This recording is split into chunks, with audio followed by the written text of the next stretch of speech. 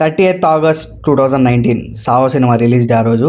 నేను మా friend college bunk కొట్టి మరి చెన్నైలో తిరువన్మయూర్ అనే ఏరియాలో ఫస్ట్ డే ఫస్ట్ షో వెళ్ళాం, చూసాం. ఎలా ఉందిరా సినిమా అంటే నాకు ఎక్కలేదు. సరే ఇప్పుడు ఎందుకు చెప్తున్నారో ఈ విషయం అంటే ఈ రోజుతో సాహో సినిమా రిలీజ్ అయ్యి 6 years అయింది.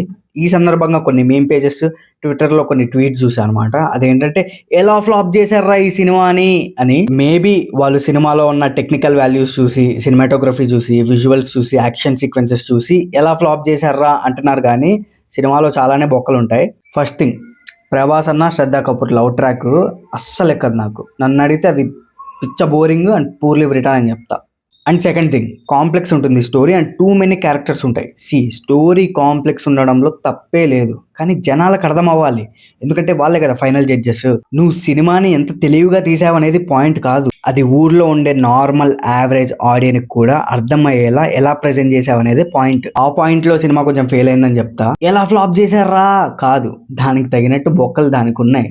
కానీ రెండో సినిమాకే the way Sujeeth handle the film అనేది హ్యాట్స్ ఆఫ్. అసలు రజనీకాంత్ గారు చెప్పినట్టు డైరెక్టర్ ఎప్పుడు ఫెయిల్ అవ్వడు, డైరెక్టర్ ఎంచుకున్న సబ్జెక్ట్ ఫెయిల్ అవుతుంది. ఓజీతో ఫైర్ పుట్టించాలి.